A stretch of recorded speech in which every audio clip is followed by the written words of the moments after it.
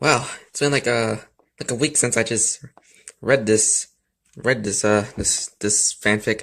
So we're just move on to chapter 3 of Exit 9B SuperFan44 edition. So yeah. and also it says it has the characters from the Jago in it. So that's interesting since Cartoon Network Wars is like aired the hell out of it. Like, it's probably one of their big franchises for Cartoon Network. Well, like Steven Universe and OKKO and Temsco, Total Drama, Target Creek, and My Magic Swords. Okay. Alright, let's read it. The construction site was quiet as usual. There were a few guards patrolling the area after all the workers had left. Mordecai, Rigby, Skips, and 5 ninjas were sneaking through the site, holding cover so they can make their way to the main trailer. Are you sure this is the right place? Kai said as they came up to the trailer. Yeah, we sure, said Mordecai. We saw it when we came here. They all snuck past the site and entered the trailer. Then they started to look around to see if they could find anything that can tell them about the park employees' new identities. Skips walked up to the door and picked up the lock with a screwdriver. It was dark inside, so he turned on a flashlight. They all opened the drawers and started searching through the files. There's going to be thousands of these things, Rigby said. Yeah, no kidding, Cole replied. He kept looking until Mordecai found what looked to be the right one. Is this what we're looking for? He asked as he held it up for them to see. Skip walked over to him and opened the files. Yeah, this is it, Skip said. It's case files on everybody's new identities. It looks like Benson is the only one who still works at the park. Suddenly, they all heard sounds coming from the front door, and they knew that somebody was trying to get in. Benson, why didn't you lock this door? Somebody said outside. But I did lock it, Benson replied to him. Oh, you lock it? The man replied mockingly. I guess that's why the handle's turning, and I suppose if I push this, it will slide right open. Oh no, somebody's coming, Jay said. Okay, in here, Mordecai said as he opened the door to a closet. And they all went inside as the door slid open to reveal the bearded man who turned the lights on. With Thomas and Benson following behind him. But what do you know? You forgot to lock it, the man said to Benson. I could have sworn I'd lock it, Benson said to the man. I won't let it happen. Next time it happens, you're fired. Got it? The man said to him. Thomas got me some coffee. Thomas went over to the coffee pot and pulled out the container or the cup to pour it in. I'm pretty sure I saw him lock it, Thomas said to him. Nobody asked you, Thomas, the man said angrily. I could fire you anytime I want, just like I can fire Benson anytime I want. Isn't that right, Benson? Suddenly he turned to the closet door and supposedly saw it was a crack open. Why is that open? He knows, Rigby whispered, but before Mordecai and Skips covered his mouth so that he wouldn't say anything else, then the man,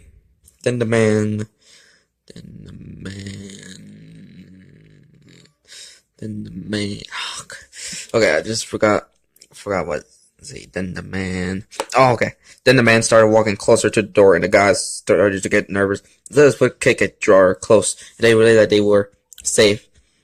Break time's over, the man said as he walked to the door and shouted behind him as he walked out. Then Benson went over to the door and opened it as he and Thomas walked out, turned off the lights, and the door closed. Who were still hiding inside. Sighed of relief and went out to the closet while Mordecai picked up the files that were still on the desk. Well, let's get out of here. They all snuck out of the trailer and headed back to the main base. Back at the base, Blake looked at the files of their friend and figured that with Mordecai and Rigby, bringing them back and was going to be easy. So I expect that you guys know things that can bring them back. Blake said to him. Yeah, we just mentioned something from their old life. Their old life to them. And they'll go back to the way that they were before, Mordecai said to them. Are you sure it will work? He asked. It'll work on Skips, Mordecai said to them. Alright, I'm gonna send in some of my best guys to come with you. You will each lead one group to find each person. Explain stuff you know about your friends so they can help, Blake said to them. Sounds good, said Mordecai. As they walked out of the room to get some rest, Margaret went over to Mordecai so they could talk.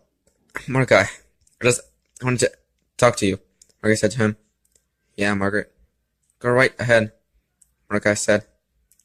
While you were gone, I was thinking, she said, maybe I could come along with you on this. It's not so dangerous and I can help. Sure, Mordecai said. So, do you think we can, when all of this is over? You mean like a date? Margaret asked him. Yeah, like that, Mordecai replied shyly. Sure, that will be good, Margaret said with a smile. They both looked at each other for a bit before they heard Rigby call out, Hey guys, are you coming, or what? Rigby yelled from the distance. Yeah, we're coming, Mordecai yelled back. They both looked at each other one more time before they both headed off to meet the groups that they would bring along to bring their friends back. Okay, that was chapter 3. Now on to chapter 4. Or just something a little silly like 4, but it's actually 4. Alright. Alright, let's continue with it. Mordecai, Rigby, and the rest of the group walked into the room, which several people were sitting down in seats. They saw Finn and Jake in the room, along with several other people that they hadn't met before. One was a slime man with big ears and nose, an ollie-shaped chin, and a long, thick brown mustache. He had a rainbow-colored helicopter hat and was wearing a white shirt with black pants and a rainbow-colored suspensors, high socks, and black shoes. One was a tall bunny with big ears and white gloves, and the others were a large rock monster wearing a kitchen apron, and Johnny Test. Mordecai, Rigby, these guys will come along with you to achieve your friends, Blake said to them. Cool, thanks, Mordecai said to him. And who are you guys? I'm Uncle Grandpa, the man replied. Wada, the rock monster said. Mordecai and Rigby looked confused as they didn't understand what he just said. He said his name is Schitzel, said Blake. Oh, okay, Mordecai said to him. I'm Bugs Bunny, the rabbit said. And Johnny, Blake said. Nice to meet you. Nice to meet all of you, Margaret said. Alright, Mordecai, said Blake. The floor's yours. Mordecai nodded as he walked up to the stage to present the task at hand. Alright, listen up. You all been facing the problem with Exit 9B, but there's a way to solve this, he said, as he turned on a slideshow. The first figure was that of the document. This document declares the park a historical landmark, and is signified to shut down Exit 9B. We just need everybody who work at the park to sign it. But there's one problem. He then turned the pictures of all of their friends and their new identities. Most of the workers have been brainwashed and given new identities. But with these files, we will be able to track them down. Okay, I just pretty much kind of surprised that they actually brought Bugs Bunny in. Even he wasn't like a Cartoon Network character. He's just like a Looney Tunes character. So yeah, it makes sense because Looney Tunes and Cartoon Network are owned by Warner Bros. So we already know the facts. How are we gonna bring them back to who they used to be? Asked Uncle Grandpa, raising his hand.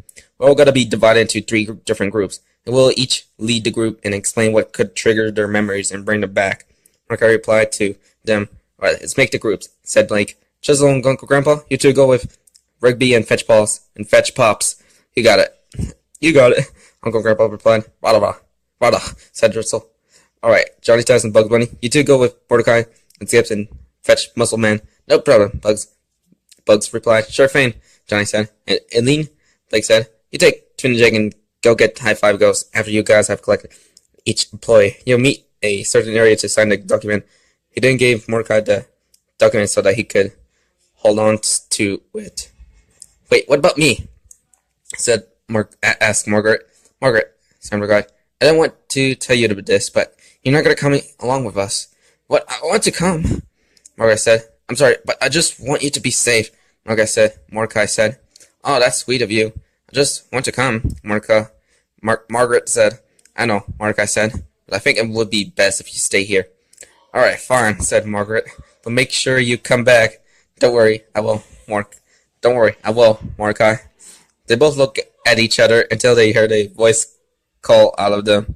Come on, let's go, said Skips. Alright, I'm coming, said Mordecai, before taking one last look at Margaret, as he and Skips walked out with the rest. Rigby went over to find Uncle Grandpa and Chisel until he saw something that made him jump.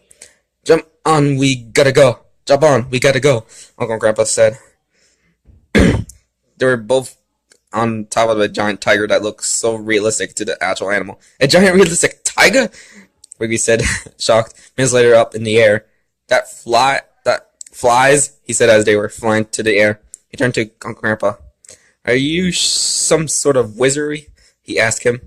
No, he said. They all looked around up in the sky until Shizzle saw where Pops was. Rada, rada, rada, rada, he said. Unfortunately, Rigby didn't understand what he said. What he said? Rigby asked Uncle Grandpa. He said he saw Pops right down here. Uncle Grandpa replies, pointing down to the city butterfly sanctuary. Alright, take us down, said Rigby. With that, Uncle Grandpa brought the giant realistic flying tiger down and crashed and landed into the grass. They all got off and walked towards Pops. So how do I get his memories to come back again? Asked Uncle Grandpa. Just give him this lollipop and said this to him, Rigby said before giving something to him. Whispering something into his ear. Welcome to the city butterfly sanctuary. Admission is free. And fruit donations are greatly appreciated, Pop said to the visitors. Uncle Grandpa said to get Pop's attention. Rigby nodded to him. Will you take a butterscotch ripple? He said, holding the lollipop up for him to see. At that moment, Pop started to have a flashback moment, remembering who he was until he fully regained his memories. Pop smiled and took the slip up and laughed. I remember, Pop said happily. Jolly good show. Thank you, Uncle Grandpa said to him, while Rigby took out the walkie-talkie. Yo, Mordecai, Skips, we got Pops back, he said. Good, we're going to get Muscle Man right now, and we'll meet at Skip's place, so that we can have them sign the document, said Mordecai. Alright, man, Rigby said. See you here. University classroom. Muscle was in the middle of his class with the other students listening to his lesson, and as you can clearly see, C equals 8, he said to his students. While drawing on the chalkboard. Any questions? He saw a hand belonging to Mordecai being raised. Yes, in the back. Yeah, we're just wondering, Mordecai said. You know who else is C equals 8? Well, actually, yes, I do, Mitch said before taking his glasses off. It's my mom. As soon as he said that, he went through the memory regain process and saw moments from his past life until he fully remembered. After that, he rustled up his hair to what it used to be and willed out. Flipping the desk upside down while everyone in his room, except Mordecai and his group, were surprised at his sudden change of behavior. Idiot eggheads! Class is dismissed! He yelled out. He then ran around yelling before bursting through the doors of the classroom and running out of the lecture. Alright, we got Muscle Man, Mordecai said through the walkie-talkie. Now we have 2 more left. I'm on it, Elaine said through her talkie as she and Finn and Jake went to get high fives. Trailer Park. High-Five Ghost was floating down the street to what looked like a old trailer with a pizza that was sent to be delivered to. Just as he was about to knock the door, it flew right open, but the people inside, Elaine, Finn, and Jake, grabbed him and pulled him into the trailer. They forced him onto the ground and knocked the pizza out of his hand, while Finn held his hand up into the air, ready to bring it down. No! Fives yelled, thinking that they were gonna hurt him. The hand went down, but instead of hitting his face, it hit his hand that was right on his head, giving a high five. Fives then started to go through the memory regaining process. Once his memories returned, they let him go, and he floated to the air and yelled out in victory. Okay, hurry, we got Fives. And he said into the walkie-talkie. Good, we'll meet at Skip's place so they can sign the document, Mordecai said. But what if they try to send somebody after us? Rigby asked. Don't worry, dude. Like, sent some protection just in case. Mordecai replied, make sure everybody makes it. He said before signing off. Alright, guys, let's go, Elaine said to Finn and High Five Ghost. Yeah, wait, where's Jake? Finn said. They turned around to find Jake with the pizza box in one arm. The pizza was still in good position, and the sliced pizza in the other. He was about to take another bite until he saw everybody in the room and looking at him. What? You can't let good pizza to go to waste, Jake said as he took another bite. They all somehow shrugged in agreement, and each took a slice as they walked out the door to meet with the rest of the groups. Okay, so on to chapter 5. Oh wait, I think I realized it's only 14 minutes, so maybe we should get just trying to squeeze in one chapter. Hopefully. Alright, on to chapter 5. Skips his place. The The three groups arrive at Skip's place near repair shop just in time. Uncle Grandpa's giant realistic flying tiger landed near the garbage store with Rigby, Grandpa, Shitzel, and Pops on top of it. They all got off as they all saw the other make it to the building. Alright, now let's get this document signed, said Mordecai as they all walk into the building with several resistance members guarding the entrance. The other signatures on the contract. Oh wait, the other signatures on the contract. Oh wait, a few minutes later, Pops and Hi-Fi Ghost had already signed the document, and Muscleman was signing his name in really big letters so they could be the best out of all of the other signatures on the contract. Let's see.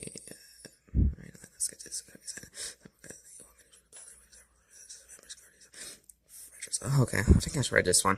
Looks like my John Hancock's the biggest, Muscle Man said after signing it. Now give me a high five, cause I got a huge signature, he said to Hi-Fi Ghost, who gave him a high five. But seriously, how do we save the park?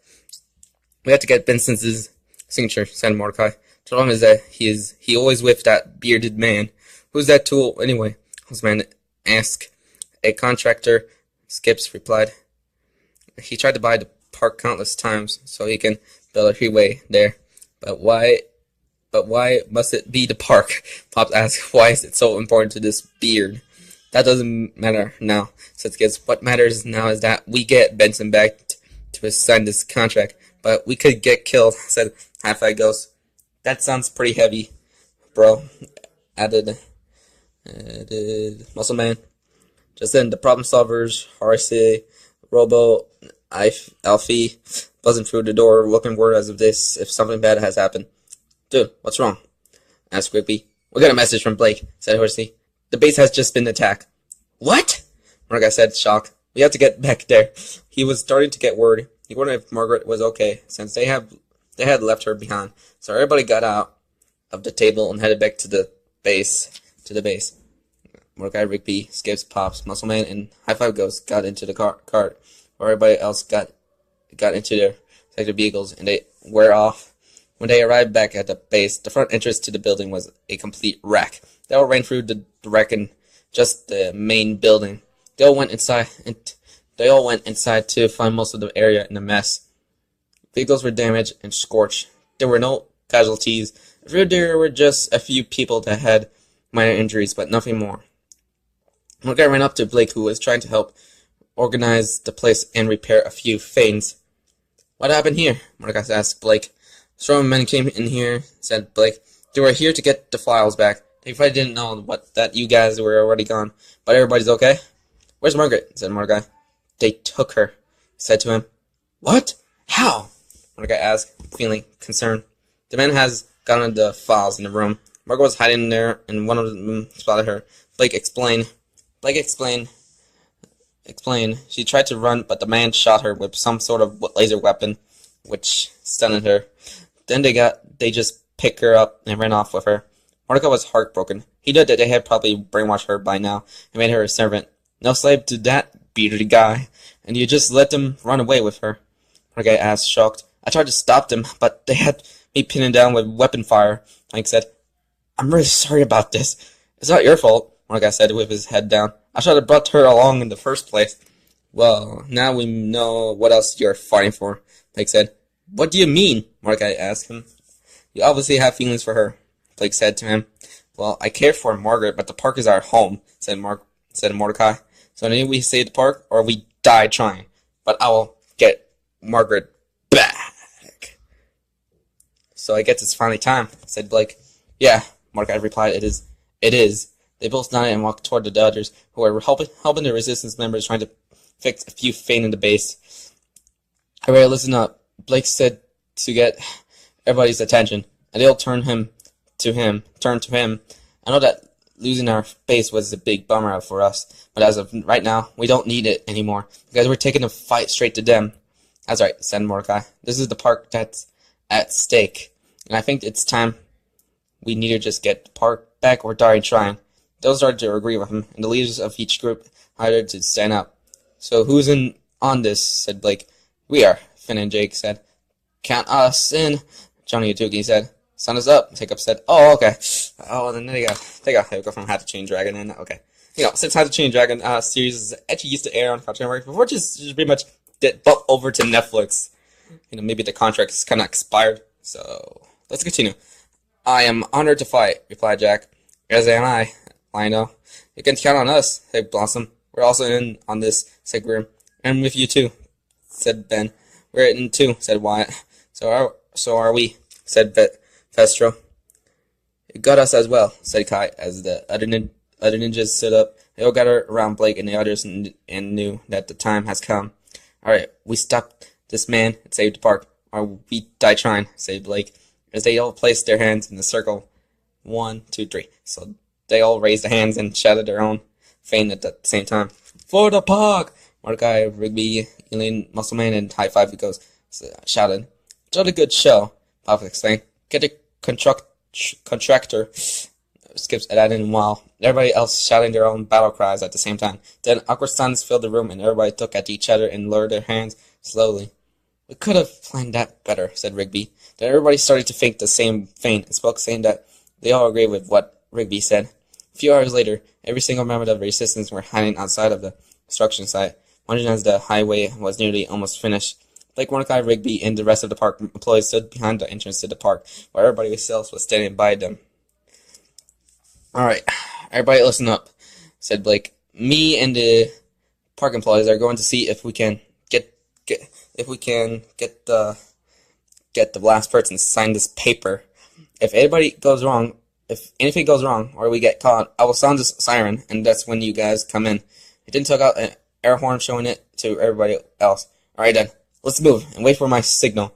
Then Blake, Mordecai, Rigby, and the others started to sneak into the construction site as they hid behind a few giant tubes and started to see ragey gaze. Okay, Margaret and Benson could be anywhere, said Mordecai. First, we have to find Margaret and see how to get her memories back. Then we'll just need to get Benson's signature, and this will be all over. He turned to Blake and Skips. Blake, you take Skips. Also, man, and High Five goes, and go round back. You got it, said Blake and Skips, not in agreement. Me, Rigby, Pops, and Lean will go that way, like I said. And whatever you do, don't get caught. Hey, what are you guys doing here? There's someone said. They all turned around to see Thomas standing there looking at them. Thomas, what's your problem? You're trying to give us a heart attack, said Muscle Man. I had to be here. I need the credits for school, said Thomas. You guys gotta go to do management. Mordecai walked over to him. We're not leaving, said Mordecai. You gotta tell us where Margaret is. You have to tell us where Benson is so we can get his signature, said Blake. Thomas just stood there, looking scared, as if he was trying to hide something. Rick said Rigby's trying to get his attention. Thomas, where's Margaret? Said Mordecai. Right behind you, Thomas said to him. Mordecai, Rigby, and Lily turned to see Blake, Muzzleman, and Havoc Ghost getting bagged by several construction workers and security guards. Then Margaret stepped out. She was now wearing a black female security guard uniform with black long pants and black sunglasses, which she took off and handed to a guard that was right next to her. Get all of them, Margaret said to the guards and sergeant workers, and bring them to the boss. Oh no, Mordecai said as he saw his crush acting like this. Skip, Tops, and Aline were then back as well, and he turned to her. Margaret, wait, you can't do this. But it was too late. She snapped her fingers and two more people came out from behind and bagged both of them. Okay, so on to chapter 6. Let's see, how many chapters are left? Oh, okay, just only 7 and 8 left, which I believe I should do like either now or just have to wait until tomorrow to do it. Mordecai, Rigby, Blake, and Eileen and the other park employees heard maniacal laughter as the bags covered their heads were moving from their heads. They found that they were all up their neck in cement in the neck of the highway, which had already hardened, making it hard for them to move or get out. They all looked up to see that the laughter came from the beater man who was standing right behind the wormhole, with Morgan at one side and Benson at the other, with Thomas standing near as well. Well, what do we have here? The man said. All the protesters trespassing on private property. What? You're not a huge fan of Exit 9B? Let me guess. You stuck yourself in the cement, so we'll stop building. Well, I'm afraid that isn't going to work. In fact, You're one of the final components of its completion. He laughed again before turning to Margaret. Oh, and Margaret, you did an excellent job. I could use people like you. Thank you, sir, Margaret said with an evil grin, as everybody tried to struggle out of the cement with little success. Mordecai was seeing how Margaret had clearly been brainwashed. Then he finally snaps. Dude, what's your deal? Mordecai asked. Yeah, what's your beef with the park? Said what's the man? Beef? The man said, I have no beef with the park. My beef is with Mordecai and Rigby. He pointed towards both of them. Us? Mordecai exclaimed. But we don't even know you, Rigby asked. It's not in my cared for, but maybe this will jog your memory. The man said. He didn't seem to be trying to push something in his body. Then all of a sudden, his clothes and body suddenly wrinkled up and fell to the ground, and only his head was floating in midair. Everybody gasped in horror, but also with confusion, while Margaret and Thomas were surprised as well. That's right, said the head. I'm the son of Universe renowned gaming champion Garrett Bobby Ferguson. Garrett Bobby Ferguson Jr. Is this just because we beat your dad's universal record? Mordecai asked Stramer that day. No, it's because you blew him up, said GBF Jr. You think you could just go around exploiting people's dads? But that wasn't our fault, said Mordecai. Yeah, it was just a side effect of getting schooled so hard, Rigby said. Son of GBF Jr. said. Garrett Bobby Ferguson Sr. was a kind, loving father with a heart as big as his head. He's gone because of you. Good one, dudes, most men said to Mordecai and Rigby. GBF Jr. continued on. When my free will is complete, it will be a gateway to the fiery center of the earth, and then my dad, along with everybody that you and others have ever destroyed, will come back from beyond the grave to destroy everything you hold dear. He said to them before, laughing maniacally. Now that I have a captive audience, I present Exit 9B, he explained as the final piece of the freeway, with two rods on each side, was connected, and the rods started to flash as the cloud turned into a gigantic red portal. We're too late, said Blake. Then Furry's villains started to come out of the portal. The Urge, Night Owl, Darv, Strong John, No Rules Guy, the Hot Dogs, the Zombies, the Blondes, the Cap Colo Gang, and other villains started to walk out of the portal. Some that they have seen before, and some that were not familiar to them. The others had conjured, like Aku, the Boogeyman, him, the Lich, Madrak, a Trash Troll, Skeleton Soldiers, Durgol, Muma, Ra, and others came out as well. Oh no, bro. This is bad, Rigby added. Then all of the villains stopped as one more villain started to come out. Everybody looked as the final thing to come out of the portal was Garrett Bobby Ferguson Sr. himself. No way! Like I said, amazed. Garrett for a universe, servant of revenge, GBF Sr. said out loud. He then folded over to his son that was looking at him with pleasure. Father? GBF Jr. said to him. His father said to him. Then they both groaned as they both started growing arms and legs while the park employees stuck in the cement made disgusted noises. When they finally finished growing, they started to give each other a hug. You're looking good, son, GBF Sr. said to his son. Thanks, he replied, before I turned into the trap guru. Now what do you guys said we teach these parks scum the meaning of revenge? I gotta enjoy this, the Urge said while cracking his knuckles. These cows die tonight! The leader of the hot dogs added. I think I'll take this opportunity to scare them to pieces, the boogeyman added, and let's show these folks a good time, said the leader of the Cap Ecolo gang. I shall savor this moment for all eternity, said Lech. Oh yes, we had so much friendly fun, added Nurgle. The parking boys desperately struggled to get out of the cement after seeing that they were doomed, but still they couldn't get out. It's no use, said Rigby. We're gonna die. I'm scared, said Inline.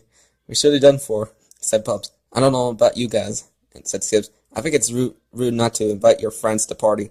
He didn't let out a whistle. Then all looked to see the Guardians of Eternal Youth fly in, along with Tecmo, Gary, Def, and the basketball god, all in Gary's flying car.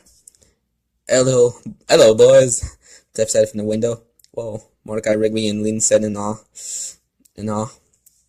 Nice of you fellas to drop by, Kip said to them. Greeting Park Swellers, leader of the Guardian of Eternal Youth, said before he used his laser rattle on the cement that the group was trapped, and the cement was destroyed, allowing them to get up and face the massive army that was ahead of them. What is that supposed to be? What is that supposed to be, an army? GBF Jr. asked him. Huh, yeah, his dad's ass replied. Oh no, that's not an army, Blake said while taking his air horn out of his bag. This is, he then sounded on a horn which sent the signal to everybody waiting outside. Once the sound went silent, the rest of the construction site blew open and every resistance members started pouring in through the resistance, the entrance, and rushed through the finished site until they were all behind Mordecai, Blake, and the rest of the group. So air support arrived also from helicopters to dragons. Everybody was all here, all of them armed and ready to go. Alright, now to chapter 8. Oh wait, chapter 7. Chapter 7. Alright, I think we had just almost nearly complete this fanfic, so we're gonna just have my final thoughts on it. After resistance all arrived at the site and was behind the group, GBF Jr. and his dad looked at them with an impression, but didn't seem to be affected by it. Looks like the odds are now Eve, Blake yelled to GBF Jr. Even with that amount in numbers, you're still no match for us, GBF Jr. said to them. He's right, Hi-Fi Ghost said to the group. We'll never defeat them. It's not about defeating them anymore, Mordecai said before walking up to the front of the group and army, turning to face them. It's about standing up to them and fighting. I for one am not just gonna hand over anything I care about to some floating head that wants revenge on us. I'm not backing down, and I don't think you get out of back down either. Today we fight. We fight with the park. Yeah! Rigby, Muscleman, and Aline cheered out. Now, who's with me? Mordecai yelled out, and the group cheered.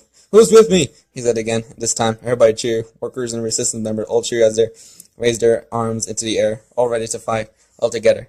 How touching, GBF Jr. said to him, sarcastically. Didn't sound of the underworld? Later, the zombies moaned and replied, Attack! Then all the zombies started to charge across the bridge towards where the group was. Weapons ready? Blake called out to the army as he raised his assault rifle into firing position. Everybody raised their weapons. The kids next door, Sector 5, raised their blasters. Never fell, raised their game weapons. And everybody else got out their own weapons, ranging from swords to blasters. Hold the line, Mordecai shouted while raising his fist, and he had to prevent anyone from making a move as the zombies charged at them. Hold the line!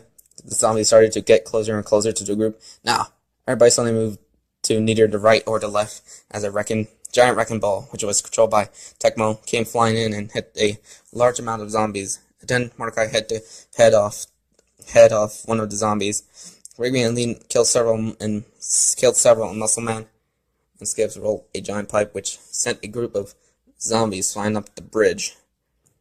Charge! GBF Jr. yelled out. Go all look as every single villain were all running towards them. Charge! Mordecai shouted into the air. Then both park workers and resistance groups charged at the villains and started to fight them off. Ninja, go! And Ninja all yelled here as they activated their Spinjitzu powers. Tota Manlu never fell, the group cried out before charging off into the fight. Soon lasers were flying in every direction. Swords were swinging and fists were hitting to enemy faces. As the fight started to spread across the construction site, Mordecai turned to Rigby and Lean.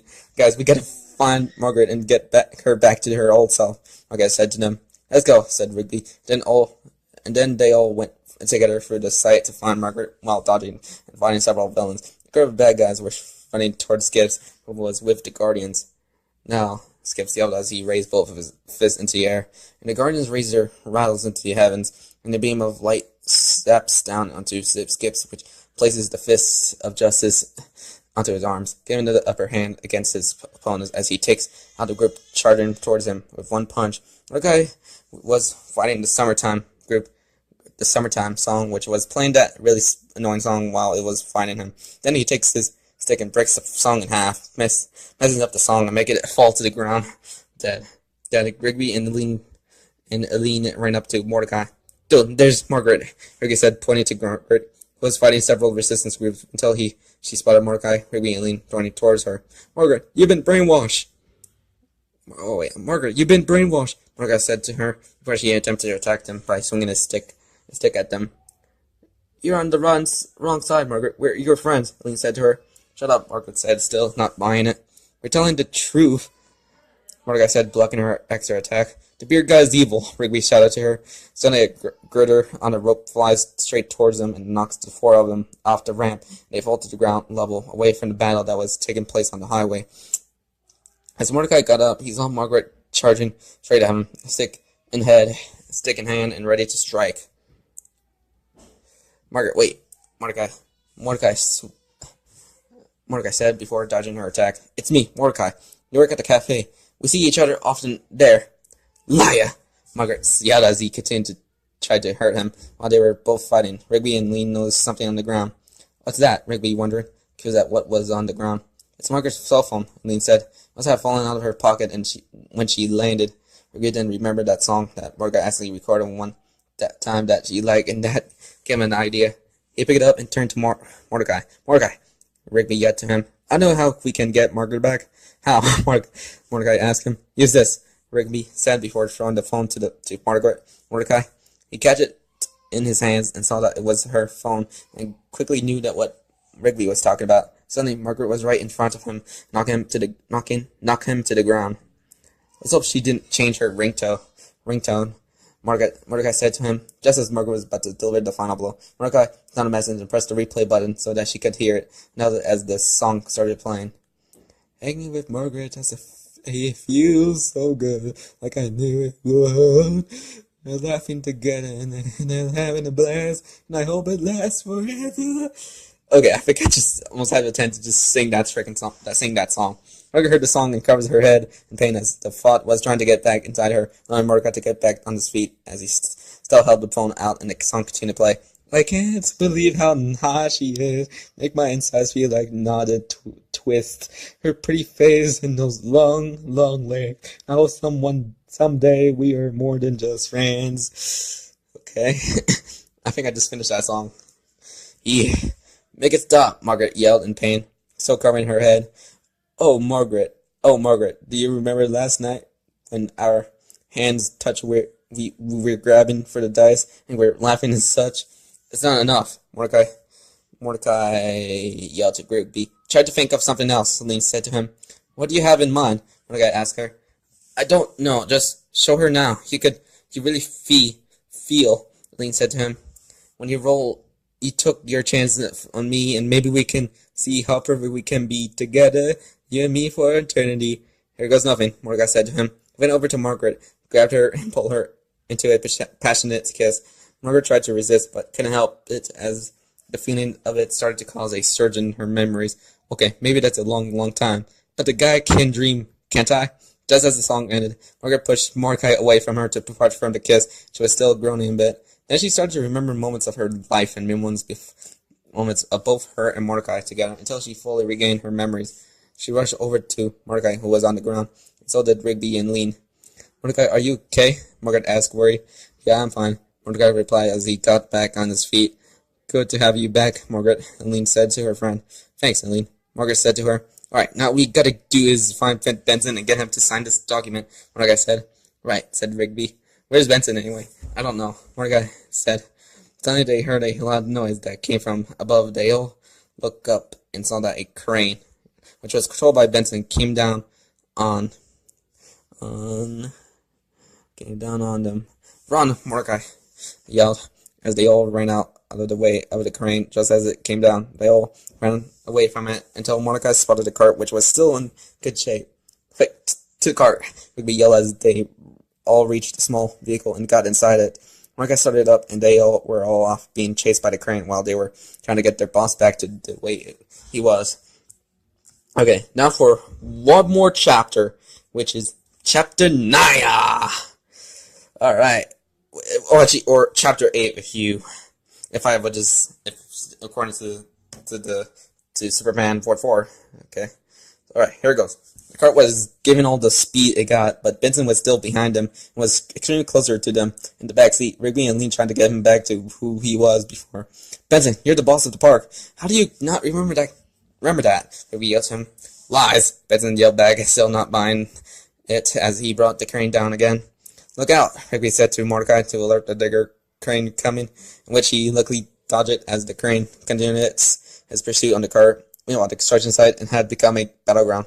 Lasers and bullets were flying everywhere, and swords, mallets, and clubs were swung around. Blank was organizing his group, deciding which group should go where and who they should strike. He came up to Skips, who was still fighting with the fist of justice. "How are we holding out?" Blake asked him while reloading his weapon. "I'm fine," Skips replied. "I think the guns below need help down there." He pointed to the lower area around the highway, where the Guardians of the Eternal Youth and several Resistance members were engaged in a massive firefight with a large amount of enemies. "Are you going to be okay up here?" asked Blake. "Don't worry, Muscleman. Don't worry, Muscleman, and I got this," Skip said to him before he punched a construction worker in the face. Blake nodded as he came down the ladder and ran over to a wooden crate to use as cover before he came out and shot several rounds at some blondes and some zombies until the destroyer of worlds appeared and fires a giant laser shot from its eyes, causing an explosion, which Blake and the others managed to avoid. Then the baby ducks appeared in super form alongside Lemon Chef and a gigantic Susan came out of the ground, roaring. Both gigantic Greek groups charged at each other with Lemon Chef fighting the destroyer of worlds until they got too close, which caused them to destroy each other. Then Susan and the giant Super Duck charged and started wrestling each other. After 10 seconds, the Super Duck grabbed Susan and swung her to the bridge. When she slammed into the bridge, she landed on the wooden board, which sent the duck collector, who was finding Pops, flying into the air. The Super Duck spotted their foe and remembered what he almost did to them. "Step off!" the Super Duck yelled before he karate chopped the duck collector in half. Meanwhile, on the bridge, the No Rules guy was roller skating his way through the super upper part of this battle towards Skips.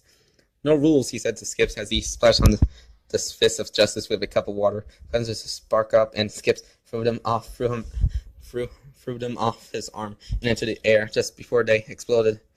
The no rules guy laughed as he skidded away, but when he turned around, Uncle Grandpa was right in front of him.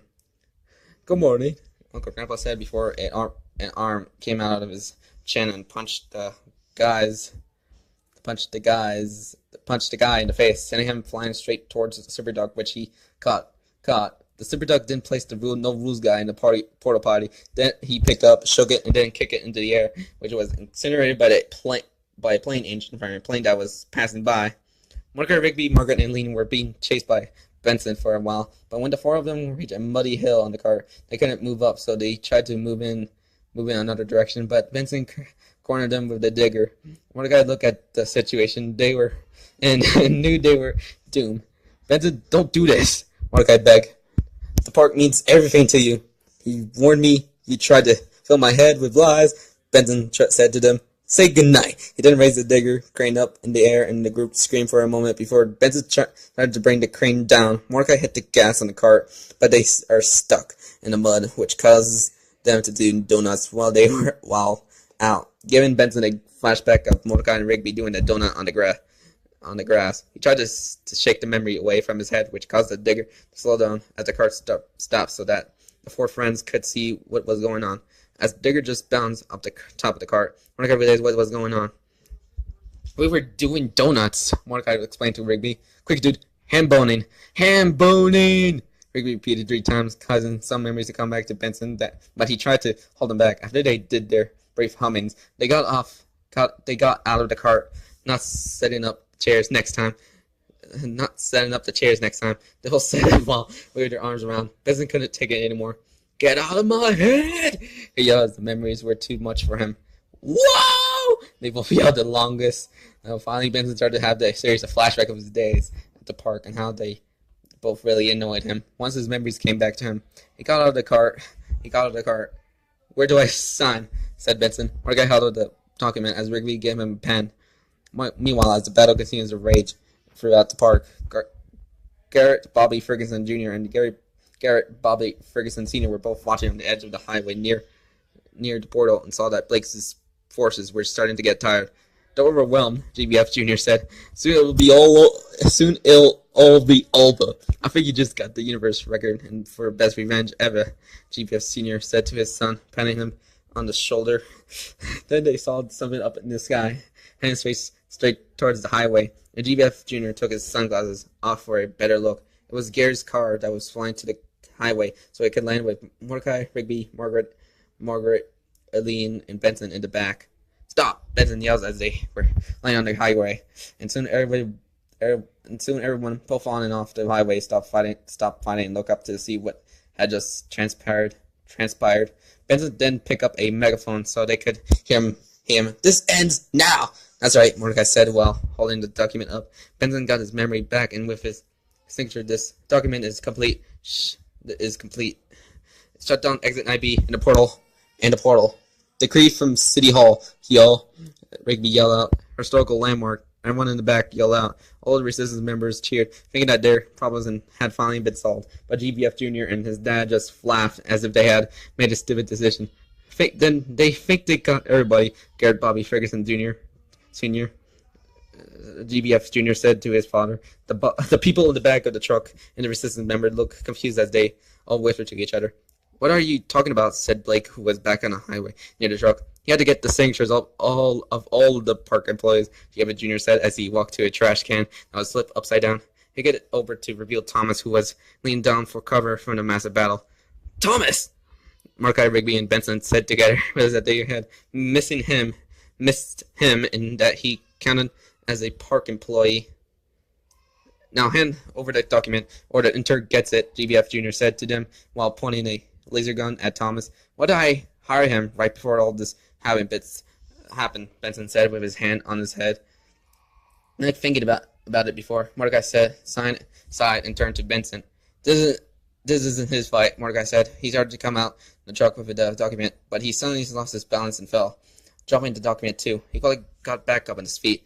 Sorry. Quick messing around and bring me the contract, GBF Jr. said, losing his patience. All right, Mordecai said, picking it back up, walking over to GBF Jr. and handing him the contract. The head with arms and legs took it with a smile on his face. Revenge is a best dish. It's the best dish, best served cold, GBF Jr. said before turning to Thomas. Return, fetch the coffee, iced. Thomas got up and went over to the coffee table that was nearby and started to stir the coffee that already had the ice. But as he mixed the drink, he started to see sadness in the rest of the employees. The park, the man said. Our home, Skip said sadly. All's lost. Puffs shedding a tear. Thomas saw how much the park meant to them. Thomas, stop messing around and bring us the coffee already, GBF Jr. yelled to him, waiting impatiently. That's when Thomas decided that he had enough, taking orders from him. And GBF Jr. turned to his father. Kid's worthless, am I right? Then Thomas charged straight at him, at GBF Jr., with a coffee mug in his hands, and threw the coffee in his face. GBF Jr. angrily roundhouse kicks Thomas in the chest, sent him flying off the bridge. Thomas! Everyone yelled in shock, and Gary's car flew straight down to get Thomas with Rigby, Eileen, and Benson still on it. While Mordecai, Margaret, Skips, and Blake went over to look to see what happened. GBF Jr. and his dad got all the villains together. Alright, we'll just cheer this thing up and get this war back on, GBF Jr. said to his dad. Minions, behold!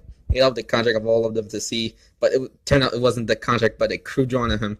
Is that a drawing of you with a butt for a face? One of the blondes pointed out. Huh? A fake? GBF Jr. said, realized that he was tricked. Hey, losers! Mordecai yelled out before Gary's car floated back up with Thomas hanging onto the truck. Should have checked the fine print when we switched the contract in front of your face. Know what I'm saying? Rigby said, holding out the keyword contract while Thomas had a pen in his right hand. No! Both GBF Jr. and GBF Sr. yelled out, realizing that it was too late as Thomas signed the contract. Then the contract floated up into the air and flew straight into the portal. The freeway began to crumble and crack as the villains started to be sucked back into the portal and sent back to the afterlife. The park employees and the resistance forces held on for dear life as the portal was stuck in every section of the freeway. Gary's car was dodging some flying debris while Mordecai was hanging onto a digger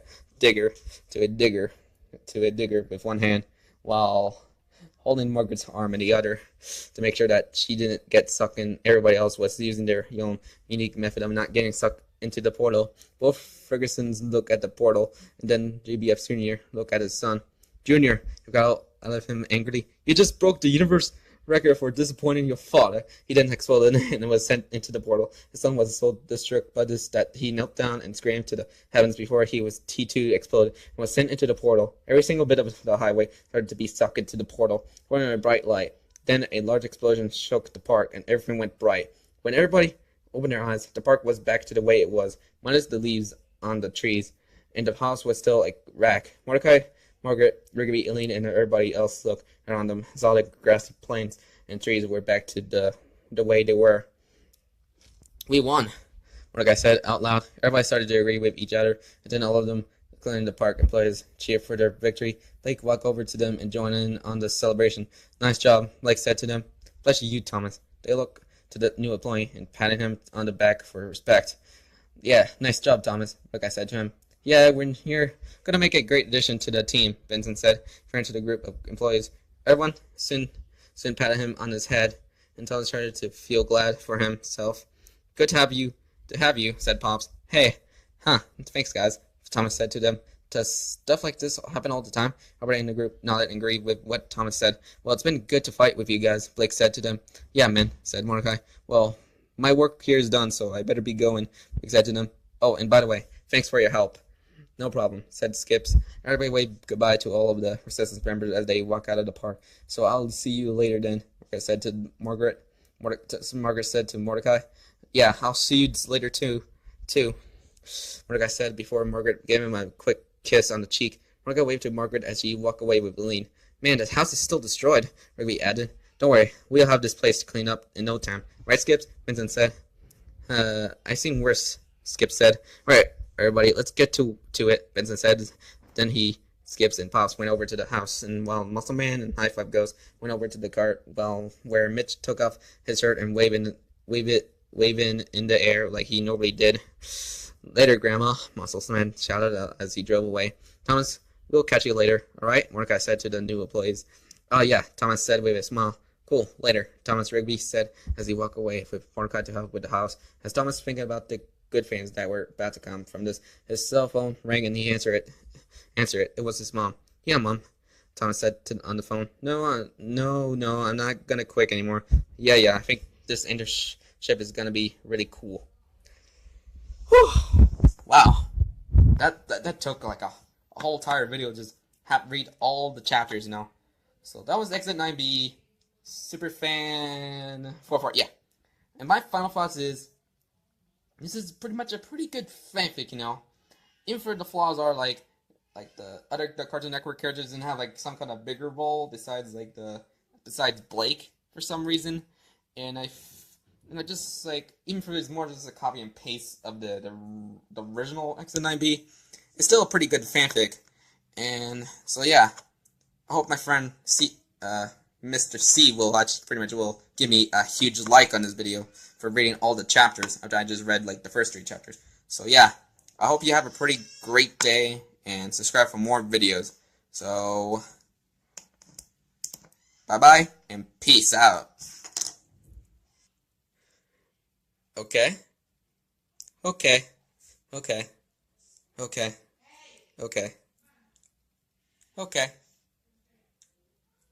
What? And it still looks odd, but I think I'll pass this as good. But 2D render of it looks better than this. Hopefully this movie won't suck, because even this design looks so different than I saw from the invisible teaser poster. Please, Paramount, please make the movie good. Please, just don't suck. Please don't let the movie suck. I have enough of just looking at that freaking teaser poster since 3 months ago. So yeah. Oh, and also good. So yeah.